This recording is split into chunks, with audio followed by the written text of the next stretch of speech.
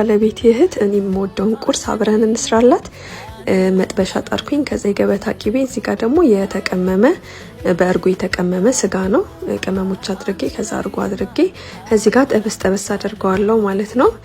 ከዛ እኔ የአበሻ ጣዕም እንዲኖረው እዚህ ጋር ትንሽዬ ሚጥሚጣ፣ ቀጥሎ ደግሞ ዳጣ አደርግበታለሁ በሁለት አይነት ማለት ነው።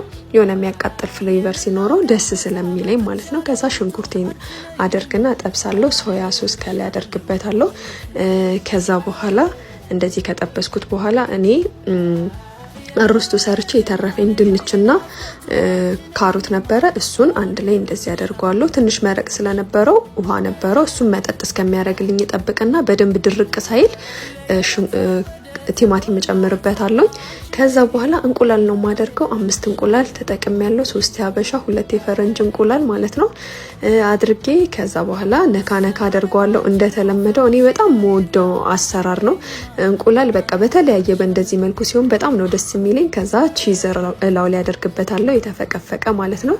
በደንብ አድርጌ ነው ቺዙን ማረግበት። ከዛ አልነካውም። ከዛ ከላይ ቃሪያ አደርጋለሁ ለሽታ። ከዛ በትንሽዬ ሙቀት አድርጌ እንዲህ በሰለልኝ ማለት ነው። ሲደርስ ይሄን ይመስላል። ከዛ ላው ላይ ፐርስሊ ያደርጋለሁኝ።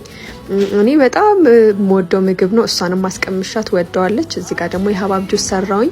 ከዛ ማኪያቶ ቡና እንደዚህና ወተት አፍልቼ አቀራረብኩኝ ማለት ነው። ቁርሳችንን በዚህ መልኩ ሰርተን በልተናል።